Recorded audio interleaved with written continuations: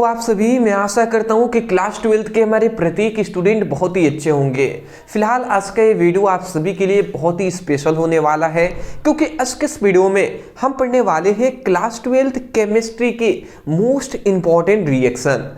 अब वो भी रिएक्शन जो कि आपको फिक्स है कि इस प्रकार के रिएक्शन आपके बोर्ड एग्जाम में जरूर पूछे जाते हैं। वो आज हम जानने वाले हैं 15 मोस्ट इंपॉर्टेंट अभिक्रियाएं, जिसको क्वेश्चन में कैसे करता है, क्या कैसे प्राप्त करें। इस प्रकार क्वेश्चन आपको पता है कि पूछी जाती है। एक तो नेमिंग रिएक्शन, एक होता है आपको कैसे प्राप्त करें। तो इस प्रकार के क्वेश्चन पूछे जाते हैं। जैसे कह देता है कि एथिल एल्कोहल से मेथिल एल्कोहल कैसे प्राप्त करें, या एथिल एल्कोहल से फिनॉल कैसे प्राप्त करें। तो ये आपको उसको रासायनिक समीकरण देकर समझानी होती है। अब बहुत ही ज्यादा बार ये सब क्वेश्चन पूछे गए हैं। तो चलिए आज हम स्टार्ट करते हैं। इस टाइप के सभी रिएक्शन को हम एक ही वीडियो में देख लेते हैं, ठीक है ना। चलिए, तो यहां पे हमने लिख दिया है कि संपूर्ण किताब के मात्र 15 महत्वपूर्ण अभिक्रियाओं को बताएंगे, जिसमें यहां पे देख सकते हैं सबसे पहला हमारा क्वेश्चन है जो कि बार बार पूछा गया है। यहां पे मैं पहले ही कह दे रहा हूं VVI है। ये क्या क्वेश्चन कह रहा है कि क्लोरोबेंजीन से फिनॉल कैसे प्राप्त करें। देखिए, मेरी तबीयत थोड़ी सी दिक्कत वाली हो गई है। दिक्कत क्या मतलब, मेरी थोड़ी सी खांसी हो गई है, थोड़ा सर्दी भी हो गया है। तो मैं यही कहूँगा, थोड़ा अगर मुझे खांसी आ जाए या सर्दी आ जाए तो उसको अनदेखा करने का प्रयास करिएगा, ठीक है ना। इतना तो कर ही सकते हैं दोस्त। अब क्या करें, क्लासेस लेना तो छोड़ नहीं सकते हैं ना। तो हमें फिनॉल से क्या बनाना है, क्लोरोबेंजीन से हमें फिनॉल बनाना है।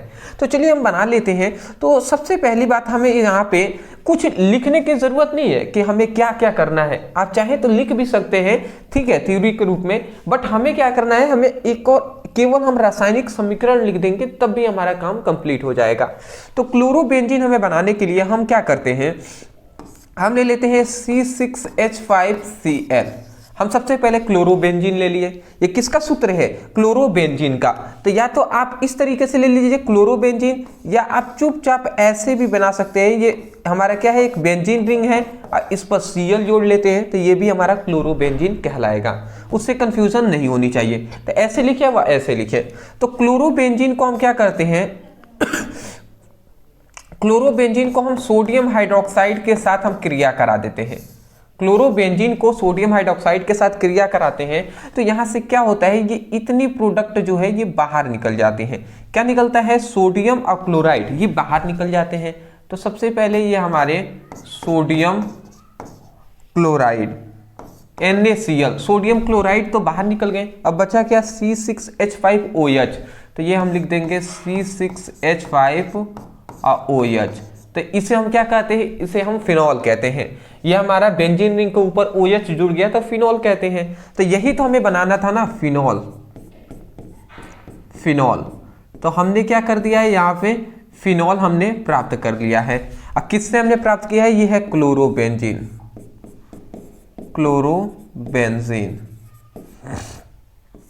कोई भी डाउट आपके दिमाग में नहीं होनी चाहिए। तो हमने क्या किया है, क्लोरोबेंजीन हमने यहाँ पे प्राप्त कर लिया है, ठीक है।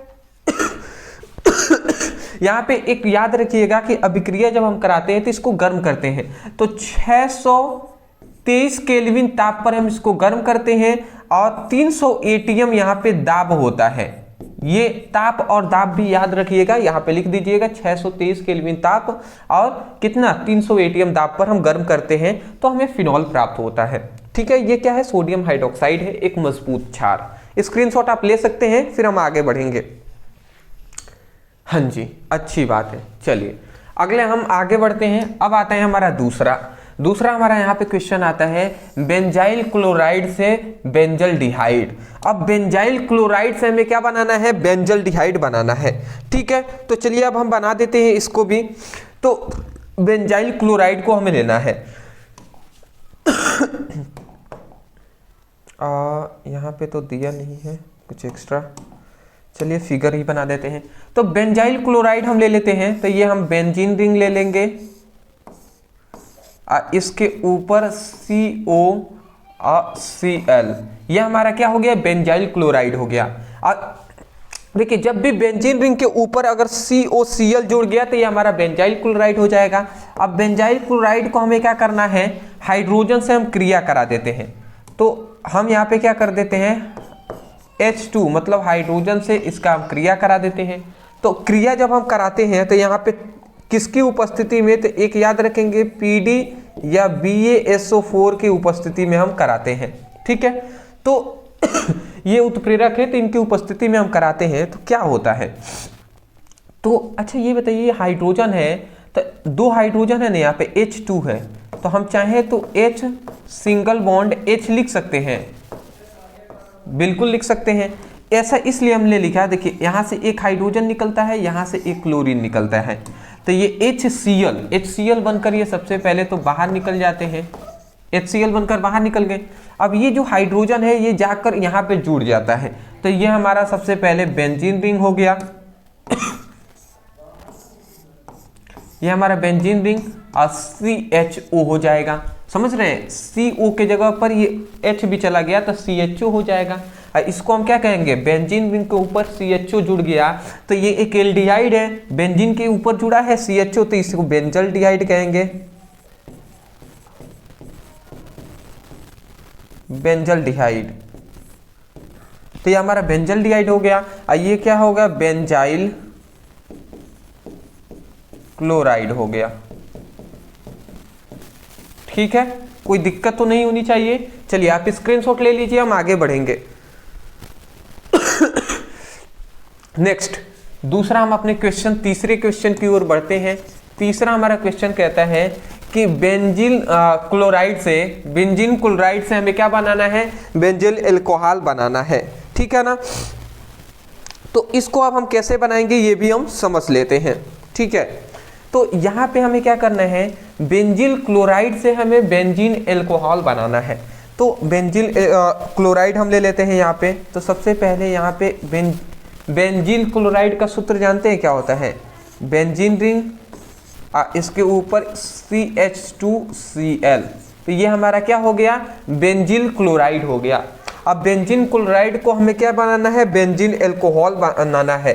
तो इसके लिए हम क्या करेंगे, सोडियम हाइड्रोक्साइड एक मजबूत क्षार से हम क्रिया कराएंगे, एक मजबूत क्षार से हम क्या कराते हैं, क्रिया कराते हैं और इसका जल अपघटन कर देंगे, जल अपघटन। जैसे ही हम क्या करेंगे, जो बेंजाइल क्लोराइड है इसका हम जब जल अपघटन करते हैं सोडियम हाइड्रोक्साइड की उपस्थिति में, तो यहाँ पे हमारा क्या बन जाता है, बेंजीन अल्कोहल बन जाता है। कैसे बनेगा, तो अगर आप ध्यान से समझे तो जानते हैं क्या होता है, यहाँ से ये सोडियम निकलता है, यहाँ से ये हमारा सोडियम निकलता है, यहाँ से ये क्लोरीन निकलता है। तो NaCl तो ये सबसे पहले बाहर निकल जाते हैं, ये हमारा सोडियम क्लोराइड ये पहले बाहर निकल जाते हैं। अब क्या होगा, ये OH है यहाँ पे आकर जुड़ जाएगा, तो ये हमारा बेंजीन रिंग हो गया। ठीक है, और इसके ऊपर CH2OH, तो ये हमारा क्या हो गया, बेंजीन अल्कोहल हो गया। ठीक है ना, बेंजीन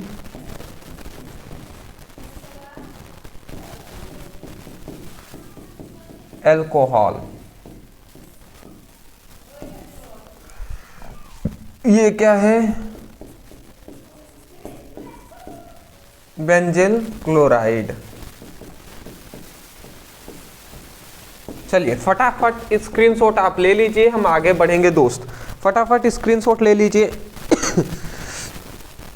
ठीक है, चलिए तो अब हम आते हैं अपने नेक्स्ट क्वेश्चन की ओर। नेक्स्ट हमारा क्वेश्चन है मेथिल आयोडीन से इथेन कैसे बनाते हैं। देखिए मेथिल आयोडीन से इथेन हमें बनाना है।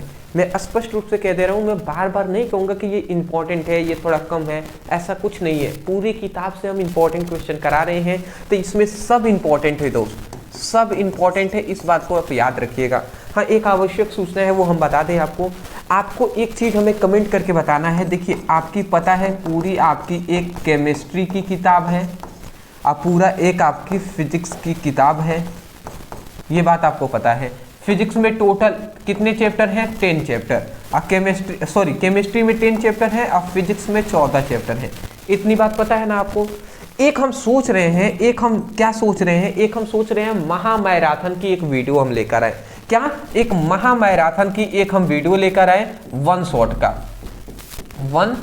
का लगभग ये वन शॉट का जो होगा 12 घंटे की क्लासेस होंगी।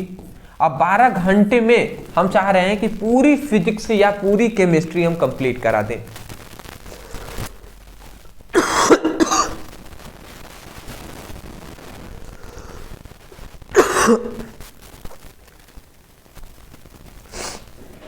सॉरी दोस्त, चलिए कोई नहीं। तो हम यहाँ पे यही कह रहे थे कि हम फिजिक्स और केमिस्ट्री का एक कोई वीडियो लेकर आ रहे हैं कल, वो भी कल शाम को 6 बजे 6:31 पर ये वीडियो अपलोड होंगी। तो इसमें मुझे आपका सपोर्ट यही चाहिए दोस्त कि आप हमें कमेंट सेक्शन में आप हमें बताइएगा कि आपको फिजिक्स पर वन शॉट वीडियो 12 घंटे की चाहिए या केमिस्ट्री का महामैराथन का आपको 12 घंटे की वीडियो चाहिए। तो इस प्रकार हम लाने का प्रयास करेंगे।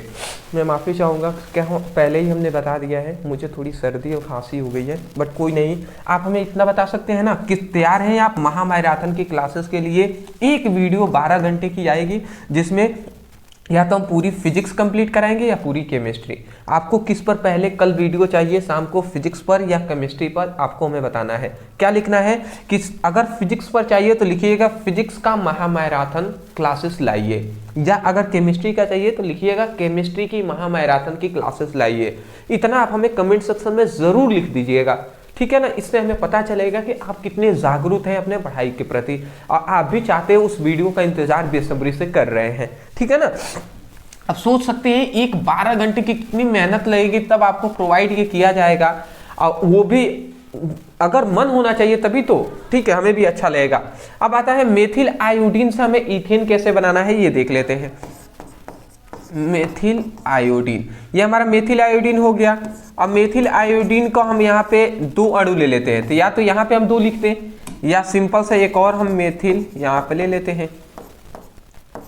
तो ये मेथिल आयोडीन हमने ले लिया। मेथिल आयोडीन को हम सोडियम के साथ हम इसकी क्रिया करा देते हैं, सोडियम के साथ क्रिया करा देते हैं। तो 2 सोडियम के साथ यहाँ पे क्रिया करा देंगे। तो यहाँ पे 2 सोडियम के साथ अशुष्क ईथर की उपस्थिति में क्रिया करा देते हैं, शुष्क ईथर की उपस्थिति में हम क्रिया कराते हैं। जैसे ही कराएंगे ये इतना बाहर निकल जाता है, 2 सोडियम 2 आयोडीन के लेकर बाहर निकल जाता है, 2NaI सोडियम आयोडीन बनकर बाहर निकल जाते हैं। अब बचा क्या, CH3 बचा, तो ये हम लिख देंगे CH3 और CH3।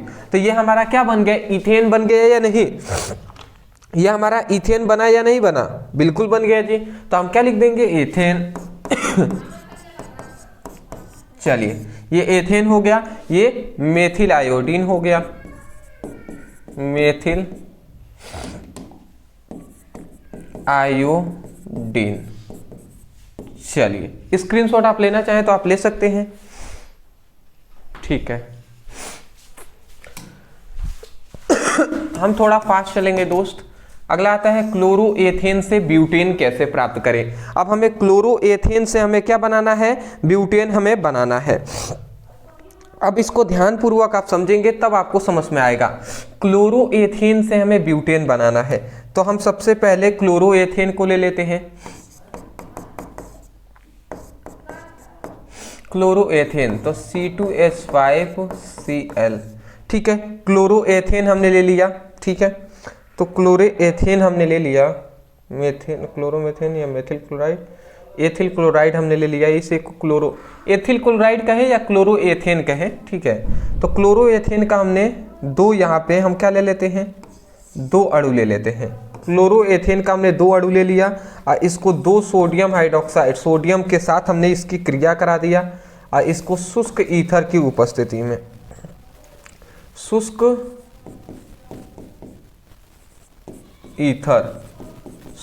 ईथर की उपस्थिति में हमने क्रिया करा दिया। तो आप ही सोचिए दोस्त क्या होगा जब हम शुष्क ईथर की उपस्थिति में क्रिया कराते हैं। तो यहाँ से ये 2 सोडियम निकलता है और ये 2 क्लोरीन निकलता है, 2 से जुड़ा हुआ है तो 2 क्लोरीन भी तो होगा। तो 2 सोडियम 2 क्लोरीन के साथ निकलता है, तो ये क्या निकल जाएगा, 2NaCl, सोडियम क्लोराइड 2 बनकर बाहर निकल जाएंगे। अब बचा क्या, C2H5, यही ना बचा।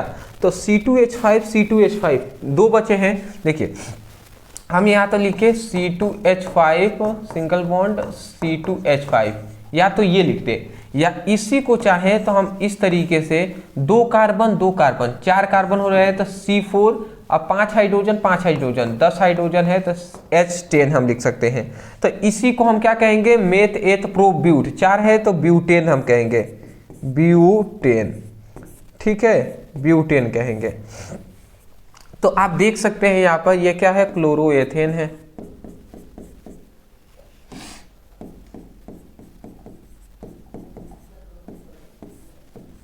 ये क्लोरोएथेन है, तो क्लोरोएथेन से हमने ब्यूटेन बना दिया है। स्क्रीनशॉट आप ले लीजिए। चलिए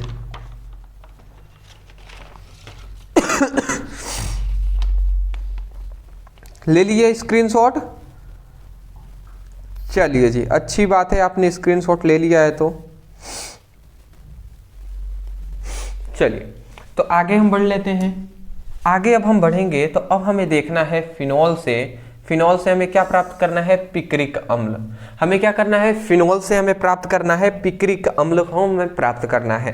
तो चलिए कैसे प्राप्त करते हैं। तो सबसे पहले हम फिनॉल ले लेते हैं। फिनॉल का सूत्र क्या होता है, फिनॉल बेंजीन ग्रुप के ऊपर OH जोड़ दे तो वो फिनॉल हो जाएगा, या C6H5 और OH, ये हमारा फिनॉल हो गया। फिनॉल हमने ले लिया, इसको सांद्र H2SO4 से हम क्रिया करेंगे तब हमें पिक्रिक अम्ल मिलेगा। तो हम यही कर देते हैं, सांद्र H2SO4 के साथ हम क्रिया करा देते हैं, H2SO4, सांद्र H2SO4 के साथ हम इसकी क्रिया करा देते हैं। जैसे ही इसकी क्रिया कराते हैं तो जानते हैं क्या होता है, तो यहां से ये होता है कि यहां से ये 2 हाइड्रोजन, ठीक है, 2 हाइड्रोजन और ये हमारा 1 ऑक्सीजन निकल जाता है। यहां से हमारा 2 ये हाइड्रोजन और 1 ऑक्सीजन ये निकल जाता है। तो सबसे पहले तो ये H2O बनकर ये हमारा सबसे पहले तो बाहर निकल गया, ठीक है। 2 हाइड्रोजन और 1 ऑक्सीजन ये बनकर बाहर निकल जाते हैं, ठीक है। और उसके बाद यहाँ पे बनता है C6H5 और यहाँ का एक C6H4। अच्छा ऐसा नहीं होता, यहाँ से 1 हाइड्रोजन, यहाँ से 1 हाइड्रोजन,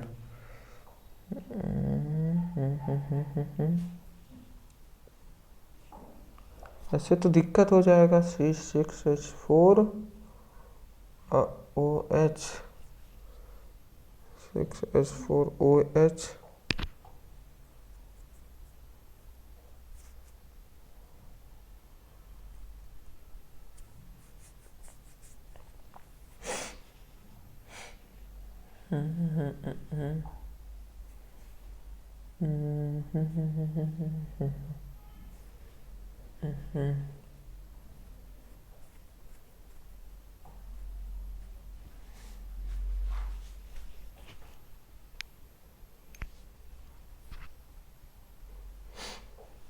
C6H4O5 और जानते हैं क्या होगा, थोड़ा सा अगर आप ध्यान से समझेंगे तो इसको लिखना कैसे पड़ेगा, पिक्रिक अम्ल। पिक्रिक अम्ल जानते हैं कैसे बनेगा। सबसे पहली बात ये C6H4 हो जाएगा। अगर आप ध्यान से समझें तो देखिए C6H5 है ना, तो यहाँ पे H4 हो जाएगा। 1 हाइड्रोजन यहाँ का निकला हुआ है, इस बात को याद रखेंगे। C6H4 ही हमने लिखा हुआ है, C6H4 हमने लिखा। फिर यहाँ का 1 ऑक्सीजन, यहाँ से 1 ऑक्सीजन आकर यहाँ पे जुड़ेगा तो ये OH हो जाएगा, ठीक है, समझ रहे हैं। यहाँ पे H है ही, यहाँ से 1 ऑक्सीजन आ गया, यहाँ से 1 ऑक्सीजन यहाँ पे आया है तो C6H4OH हो गया। अब इधर क्या बचा है, SO3 ही ना बचा, क्योंकि 1 ऑक्सीजन आगे आ गया है तो 3 ऑक्सीजन बचेंगे तो SO3 हो जाएगा। यहाँ पे 1 हाइड्रोजन जोड़ देंगे। क्यों हाइड्रोजन, ये जो यहाँ का हाइड्रोजन निकला हुआ है ये हाइड्रोजन हमने यहाँ पे जोड़ दिया। यही तो है हमारा पिक्रिक अम्ल। पिक्रिक अम्ल, ये हमारा पिक्रिक अम्ल बन जाता है। तो ये हमारा फिनॉल से पिक्रिक अम्ल इस प्रकार बनता है।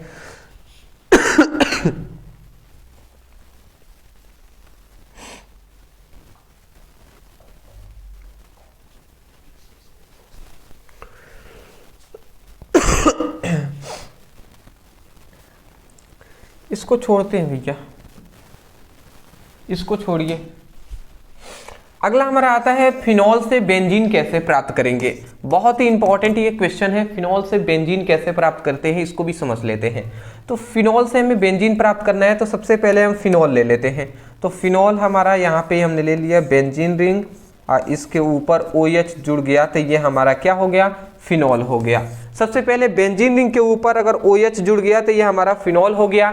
अब इसको हम क्या करेंगे, जिंक चूर्ण के साथ, जिंक चूर्ण के साथ हम इसकी क्या करा देंगे, क्रिया करा देते हैं जिंक से। तो जिंक क्या करेगा, यहाँ पे ये जो जिंक है ये हमारा यहाँ से ऑक्सीजन को ले लेगा। तो जिंक ऑक्सीजन को ले लेगा तो जिंक ऑक्साइड बनकर ये हमारा बाहर निकल जाएगा। अब ये हमारा क्या है, फिनॉल है तो ये हमारा फिनॉल हो गया, सॉरी बेंजीन है तो बेंजीन हो गया। अब ये समझ रहे हैं ना, आप सोच रहे होंगे ये हाइड्रोजन, तो ये हाइड्रोजन ये पांचों छह सिरे पर, यहाँ पर भी, यहाँ पे, यहाँ पे, यहाँ पे, यहाँ पे, यहाँ पे, ये छह सिरे पर हाइड्रोजन है। ठीक है, आप चाहें तो यहाँ पे हाइड्रोजन दिखा भी सकते हैं, नहीं भी दिखाएंगे तो चलेगा। या ये हमारा बेंजीन हो गया। अब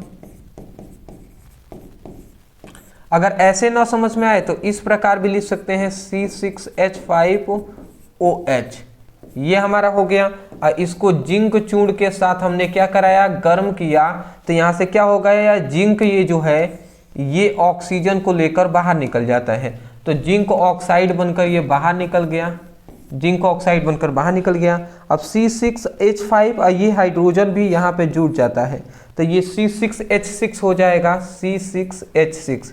और इसी को हम क्या कहते हैं, बेंजीन कहते हैं। तो ये हम इस प्रकार फिनॉल से हम क्या करते हैं, फिनॉल से बेंजीन को हम प्राप्त करते हैं।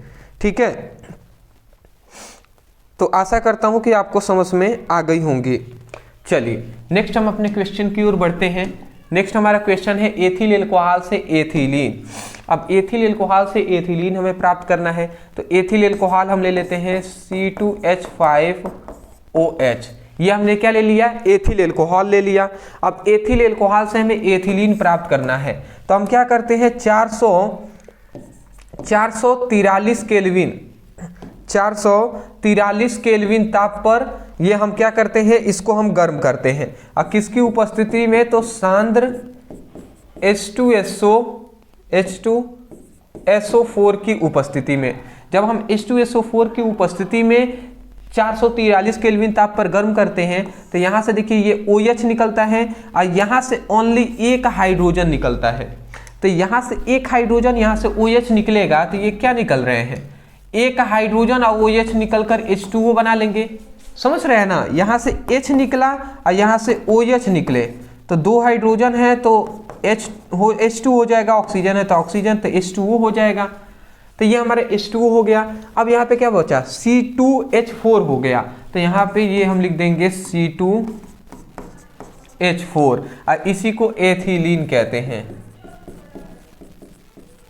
एथिलीन कहते हैं। ठीक है, और इसी को हम क्या कहते हैं, एथिल एल्कोहल कहते हैं।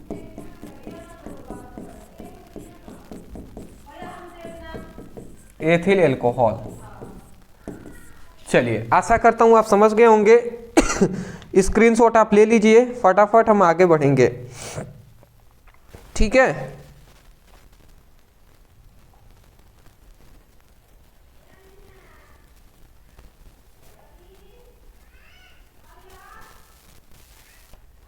ठीक है। चलिए आगे हम बढ़ते हैं। आगे हमारा आता है मेथिल एल्कोहल से एसिटिक अम्ल कैसे प्राप्त करते हैं। मेथिल एल्कोहल से हमें एसिटिक अम्ल प्राप्त करना है। आप समझिएगा कैसे हम प्राप्त करेंगे, ये 3 स्टेप में ये अभिक्रिया होता है। तो सबसे पहले हम यहाँ पे मेथिल एल्कोहल ले लेते हैं। सबसे पहले स्टेप में हम क्या करते हैं, मेथिल एल्कोहल ले लेते हैं CH3OH।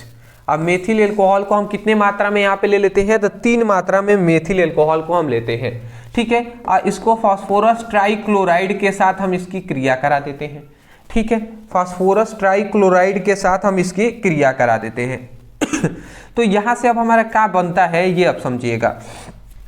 यहाँ से हमारा बनेगा, यहाँ से अगर हम देखें तो 3 यहाँ पे CH3 है, CH3 है और यहाँ से 3 क्लोरीन ये निकलेंगे। 3 CH3 3 क्लोरीन के साथ निकलते हैं तो ये CH3 और Cl ये 3 मात्रा में बन जाएंगे। समझ रहे हैं, CH3 3 मात्रा में है तो यहाँ पे CH3 3 मात्रा में, 3 क्लोरीन है तो अब 3 क्लोरीन हो गया। तो ये हमारा क्या बना, क्लोरोमेथेन बना है, या मेथिल क्लोराइड हम कह सकते हैं, ये हमारा बन गया। अब बचा क्या है, तो देखिए यहाँ पे 3 ऑक्सीजन है, 3 हाइड्रोजन है और 1 क्या है, फॉस्फोरस है। तो हम क्या लिख सकते हैं इसको अब बचे हुए प्रोडक्ट को हम क्या लिख सकते हैं, PO।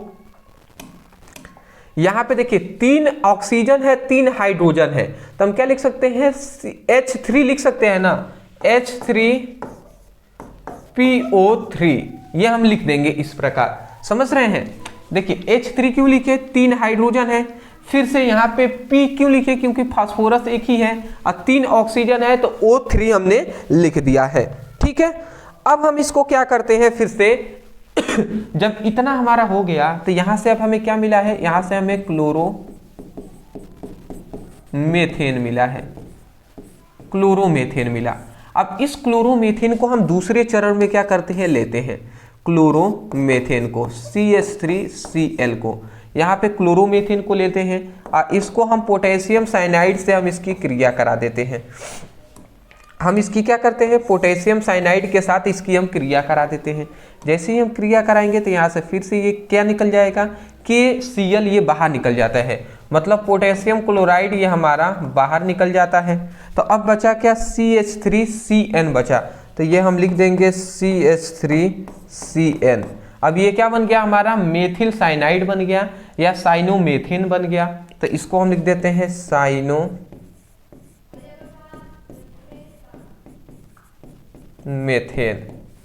या इसी को मेथिल साइनाइड भी कहते हैं। ये क्या है, पोटेशियम साइनाइड है।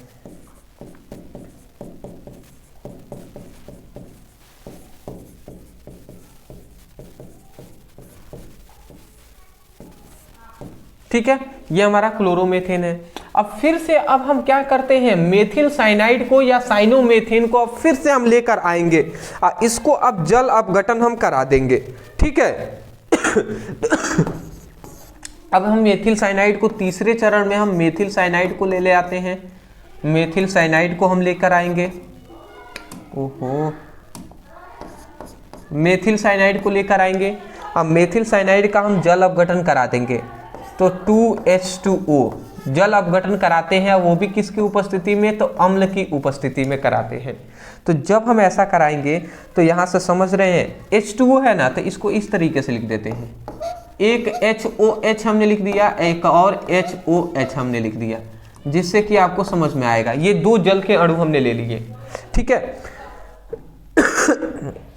अब यहाँ पे हमारा क्या बनता है, यहाँ पे अगर आप समझें तो यहाँ पे मेथिल साइनाइड हमने ले लिया है, तो यहाँ से अगर आप ध्यान दें तो यहाँ से क्या क्या निकलेंगे, यहाँ से 1 नाइट्रोजन, ठीक है, और यहाँ से ये 2 हाइड्रोजन और एक और ये हाइड्रोजन, 3 हाइड्रोजन निकलते हैं। अगर आप ध्यान दे रहे होंगे तो 1 नाइट्रोजन और 3 ये हाइड्रोजन निकलते हैं। तो यहाँ पे 1 नाइट्रोजन निकला और 3 हाइड्रोजन निकले, तो NH3 बन गया, अमोनिया बाहर निकल गया।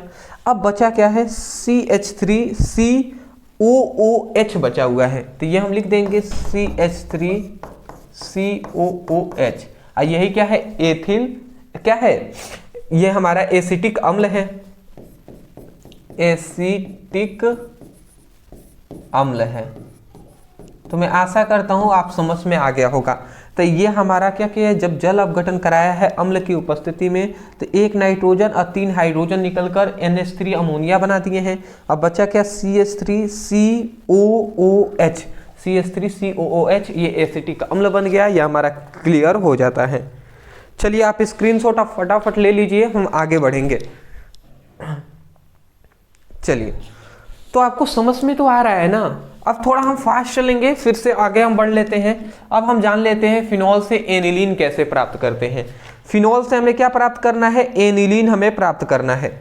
चलिए अब हम देख लेते हैं जी इसको भी।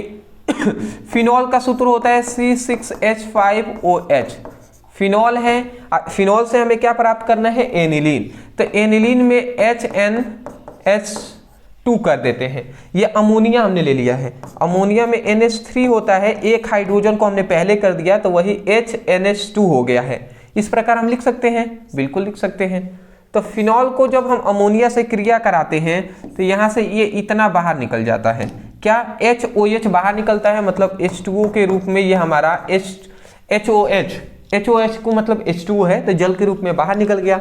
C6H5NH2 बच गया है तो C6H5NH2 ये हमारा क्या है, ये हमारा है एनिलीन। ठीक है, तो ये हमारा एनिलीन प्राप्त हो गया। और किसकी उपस्थिति में, ZnCl2 की उपस्थिति में हम कराते हैं निर्जलीकरण कराते हैं 300 डिग्री सेल्सियस ताप पर। यह क्या है, हमारा अमोनिया है। चलिए थोड़ा सा हम फास्ट यहाँ पे चलने का प्रयास कर रहे हैं, अदरवाइज स्क्रीनशॉट आप ले लीजिए। समझ में तो आ ही रहा होगा, कोई दिक्कत नहीं होनी चाहिए आपको। ठीक है, नेक्स्ट हम अपने क्वेश्चन की ओर आते हैं। एथिल एल्कोहल से एसिटिक अम्ल हमें प्राप्त करना है, तो एथिल एल्कोहल ले लेते हैं। एथिल एल्कोहल का सूत्र होता है C2H5OH। ठीक है, तो ये हमारा एथिल, हमने क्या ले लिया, एथिल एल्कोहल ले लिया। अब हम इसको क्या करेंगे, अब हम इसको एसिटाइल क्लोराइड से हम इसकी क्रिया करा देते हैं। तो एसिटाइल क्लोराइड से हम इसकी क्रिया करा देंगे ClCOCH3। ये एसिटाइल क्लोराइड से हम क्रिया करा दे रहे हैं, एसिटाइल क्लोराइड। एसिटाइल क्लोराइड से हम इसकी क्या करा देते हैं, क्रिया करा देते हैं।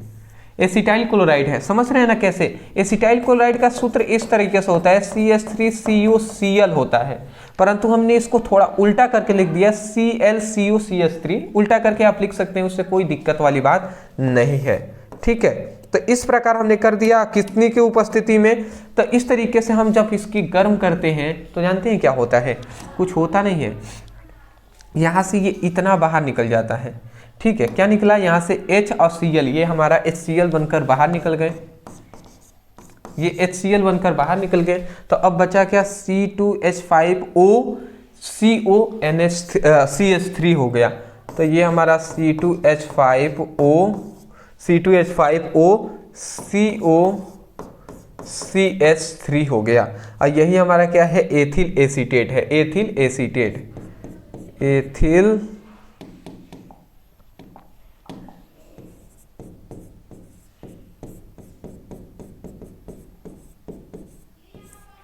एसीटेट है। तो यह हमारा एथिल एसीटेट हो गया। तो आप इसका स्क्रीनशॉट ले सकते हैं एथिल एसीटेट का।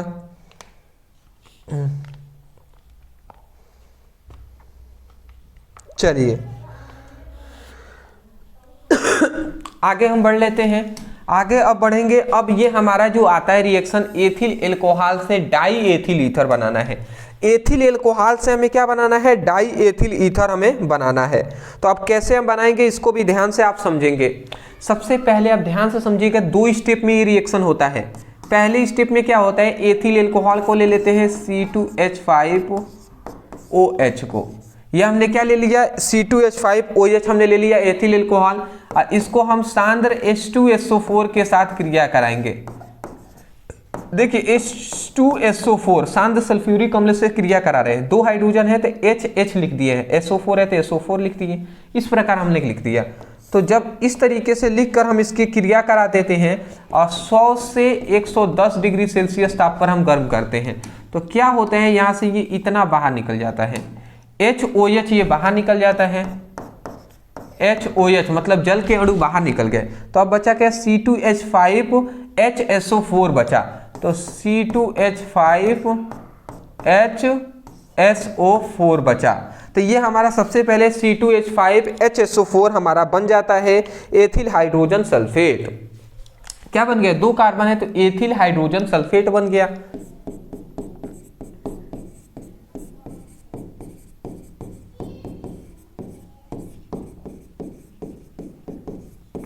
तो ये हमारा एथिल हाइड्रोजन सल्फेट बन गया है, सांद्र H2SO4 के साथ हमने क्रिया कराया है। तो पहले स्टेप में हमारा क्या होता है, पहले स्टेप में हमें एथिल हाइड्रोजन सल्फेट मिलता है। अब हम एथिल हाइड्रोजन सल्फेट को लेकर हम एथिल एल्कोहल से क्रिया करा देते हैं। ठीक है, एथिल एल्कोहल से हम इसकी क्रिया करा देते हैं। तो एथिल हाइड्रोजन सल्फेट को हम दूसरी बार ले लेते हैं, ethyl hydrogen sulphate. Ethyl hydrogen sulphate को लेकर हम एथिल अल्कोहल से क्रिया करा देते हैं, C2H5OH। ये एथिल अल्कोहल है, इससे हमने क्रिया करा दिया। तो अब हमारा क्या बनता है ये आप समझ जाइएगा। यहाँ से हमारा ये बनता है C2H5O और C2H5। यहाँ से जानते हैं क्या बनता है, यहाँ से ये जब हम क्रिया कराते हैं तो यहाँ से ये निकलता है, यहाँ से एक हाइड्रोजन ये निकलता है। तो देखिए क्या निकले, 2 हाइड्रोजन है, तो 2 हाइड्रोजन के लिए हम क्या लिख देंगे, 2 हाइड्रोजन है तो 2 हाइड्रोजन को H2SO4 लिख सकते हैं ना इस तरीके से। देखिए 2 हाइड्रोजन है तो H2 हो गया, फिर SO4 है तो SO4 लिख दिए, तो H2SO4 हमने लिख दिया। अब बचा क्या है, अब देखिए C2H5O बचा है और फिर इधर क्या है C2H5। तो यहाँ पे क्या बना है C2H5O और C2H5, यही ना बना हुआ है जी, C2H5O C2H5। और ये क्या है हमारा एथिल ईथर है, परंतु 2 एथिल है तो डाई एथिल ईथर हम कह देंगे। डाई एथिल ईथर हमारा बन गया है। तो ये आपको सब कुछ लिखना पड़ेगा दोस्त, ये सब लिखना पड़ेगा। और ये 140 डिग्री सेल्सियस ताप पर हमने क्रिया कराया है। और ये क्या है, एथिल अल्कोहल है। फटाफट आप स्क्रीनशॉट आप इसका ले लीजिए, हम आगे बढ़ेंगे, ठीक है ना। बिल्कुल भी हमें देरी नहीं करनी है, स्क्रीनशॉट ले लीजिए।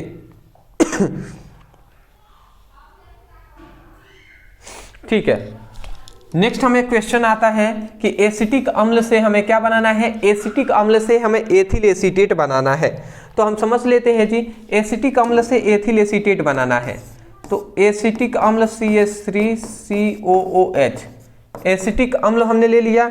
एसिटिक अम्ल से हमें एथिल एसीटेट बनाना है, तो हम क्या करेंगे, एथिल अल्कोहल से इसकी क्रिया करा देंगे। जैसे इसकी हम क्रिया कराते हैं तो यहां से हमारा क्या निकलेगा, यहां से हमें जैसे इसकी हम क्रिया करा देते हैं, वो भी किसकी उपस्थिति में, सांद्र H2SO4 की उपस्थिति में, सांद्र H2SO4 की उपस्थिति में। तो जैसे ही हम इसकी क्रिया करा देते हैं तो यहां से हमारा क्या निकल जाएगा,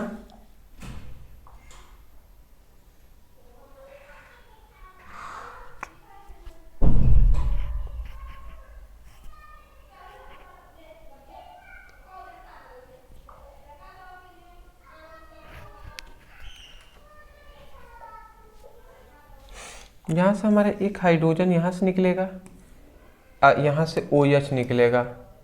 तो अब क्या बन जाएगा, CH3COO C2H5 बन जाएगा। तो ये सबसे पहले यहाँ पे H2O निकल गया, H और OH मतलब H2O निकल गया, CH3COO C2H5। तो ये CH3COO C2H5 बन गया। तो ये क्या है, एथिल एसीटेट है, एथिल एसीटेट। तो ये हमारा एथिल एसीटेट बन जाता है, ठीक है। ये हमारा एथिल अल्कोहल है।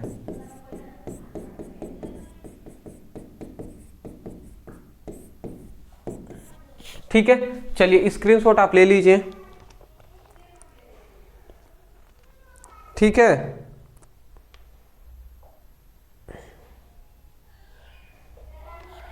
चलिए नेक्स्ट हम अपने क्वेश्चन की ओर बढ़ते हैं। बेंजामाइड से बेंजोइक अम्ल हमें प्राप्त करना है। बेंजामाइड से हमें क्या प्राप्त करना है, बेंजोइक अम्ल हमें प्राप्त करना है, ठीक है। तो हम यहाँ पे बेंजामाइड ले लेते हैं, C6H5CONS2। हमने यहाँ पे क्या लिख लिया, बेंजामाइड हमने ले लिया है। अब बेंजामाइड को हम क्या कराते हैं, जल अपघटन करा देते हैं H2O के साथ। H2O लिखें या HOH लिख देते हैं। ये हम क्या करा रहे हैं, जल अपघटन।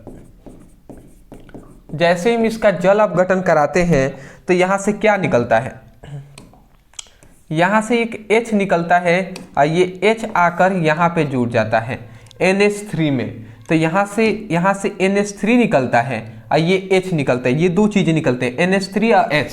तो NH3 अब हो जाएगा ना, देखिए सॉरी NH2 निकला है, यहाँ से NH2 निकला है, एक हाइड्रोजन जुड़ जाएगा तो NH3 हो जाएगा, तो NH3 अमोनिया बनकर बाहर निकल गया। अब बचा क्या, C6H5COOH, तो यही हम लिख देंगे C6H5COOH हो गया। तो ये हमारा क्या है, बेंजोइक अम्ल है।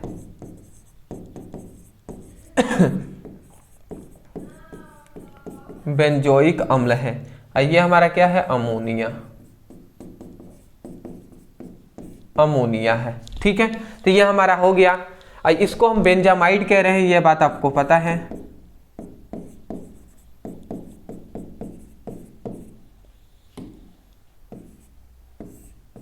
ये हमारा बेंजामाइड है। स्क्रीनशॉट आप ले लीजिए, आगे बढ़ेंगे हम। ठीक है,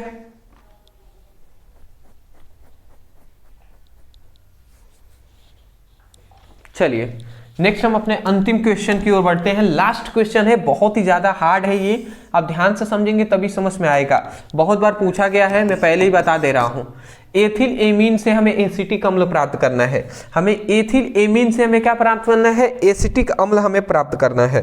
ठीक है, तो चलिए हम एथिल एमीन ले लेते हैं। एथिल एमीन का सूत्र होता है CH3CH2NS2। ये हमने एथिल एमीन ले लिया। अब एथिल एमीन को हम क्या कराएंगे, एसिटिक अम्ल हमें प्राप्त करना है, तो हम क्या करेंगे, H नाइट्रिक अम्ल के साथ इसका हम क्रिया करा देते हैं, HNO2 के साथ। नाइट्रिक अम्ल के साथ हम जैसे इसकी क्रिया कराते हैं तो देखिए यहाँ से क्या निकलते हैं, यहाँ से दो नाइट्रोजन, एक नाइट्रोजन ये, एक नाइट्रोजन ये, दो सबसे पहले तो नाइट्रोजन बाहर निकलते हैं, तो ये N2 बनकर ये बाहर निकल जाते हैं। फिर यहाँ से अब क्या निकलेंगे, फिर यहाँ से ये दो हाइड्रोजन निकलते हैं, ये दोनों हाइड्रोजन निकलते हैं, और यहाँ से एक ऑक्सीजन निकलता है, यहाँ से एक ऑक्सीजन निकलता है, तो यहाँ से H2O बनकर ये जल के अणु निकलकर बाहर निकल गए। अब यहाँ पे बचा क्या, CH3CH2 और OH बचा है, तो यही हम लिख देंगे CH3CH2OH। बात समझ में आया ना, यहाँ पे CH3CH2 और यहाँ पे एक ही ना ऑक्सीजन बचा है, तो O और फिर H है तो H, CH3CH2OH। तो ये हमारा क्या बन गया, सबसे पहले एथिल एल्कोहल बना है। अब एथिल एल्कोहल अभी बना है। अब एथिल एल्कोहल से हमें क्या बनाना है, हमें तो अभी एसिटिक अम्ल ना बनाना है जी। तो अब हम क्या करेंगे, ये आप ध्यान से समझेंगे। अब हम फिर एथिल एल्कोहल को लेंगे। दूसरी स्टेप में हम क्या करते हैं, CH3CH2OH, ये एथिल एल्कोहल को हम लेते हैं, एथिल एल्कोहल का हम ऑक्सीकरण करा देते हैं। इसका हम क्या करेंगे, ऑक्सीकरण करा देंगे। तो ऑक्सीकरण कराएंगे तो जानते हैं क्या होता है, यहाँ पे होता ये है ऑक्सीकरण कराने पर कि ये दो हाइड्रोजन इस ऑक्सीजन के साथ निकल जाता है, दो हाइड्रोजन इस ऑक्सीजन के साथ निकल जाता है। तो दो हाइड्रोजन है तो H2 और ये ऑक्सीजन निकल गया है, जुड़ गया है, तो H2O निकल गया। अब बचा क्या है, CH3CHO बचा है, तो ये हम क्या लिख देंगे, CH3CHO। अब इसको क्या कहेंगे, मेथ एथ, एसिटल डिहाइड कहेंगे, तो ये हमारा एसिटल डिहाइड बन गया। तो ये हमारा एसिटल डिहाइड हमारा बन गया है। अब ये हमारा एसिटल डिहाइड बन गया। अब फिर हम एसिटल डिहाइड का लेकर ऑक्सीकरण कराएंगे, इस एसिटल डिहाइड को लेकर CH3CHO, ये एसिटल डिहाइड को लेकर हम क्या कराते हैं, ऑक्सीकरण कराते हैं। जैसे ही हम ऑक्सीकरण कराएंगे तो अब क्या बनेगा, CH3 हो गया, CH3 COO हो जाएगा, COOH। समझ रहे हैं, CH3COOH है तो H, CH3COOH। अब इसी को हम क्या कहेंगे, एसिटिक अम्ल कहेंगे, एसिटिक अम्ल। तो ये हमारा एसिटिक अम्ल हो गया। तो चलिए एसिटिक अम्ल हमने क्या प्राप्त कर लिया, यहाँ पे हमें कहा गया था एथिल एमीन से एसिटिक अम्ल प्राप्त करना, तो वो हमने कर दिया है। 3 स्टेप में ये अभिक्रियाएं होती हैं जिसको हमने कराने का प्रयास किया है। अदरवाइज मैं आशा करता हूं कि ये 15 इंपॉर्टेंट रिएक्शन बहुत ही काम आए होंगे और आपको समझ में आए होंगे। वीडियो पसंद आया तो वीडियो को लाइक करने के साथ साथ चैनल पर नए होंगे सब्सक्राइब कर दीजिएगा, ठीक है ना। इतना करने के सपोर्ट की जरूरत है तो आप कर देंगे तो बहुत बहुत शुक्रिया आपका, नहीं करेंगे तभी भी बहुत बहुत थैंक यू। कोई बात नहीं, मेहनत हम करते रहेंगे, आज नहीं तो कल आप कर दीजिएगा, बट करेंगे तो ज़रूर, मुझे विश्वास है। अदरवाइज मैं यही कहूँगा कि आप हमें कमेंट सेक्शन में ज़रूर बताइएगा कि फिजिक्स का 12 घंटे की महामैराथन की क्लासेस चाहिए या केमिस्ट्री का चाहिए, कल शाम को 6:30 बजे। ठीक है ना, बता देंगे। चलिए, thank you so much for watching this video. Thank you.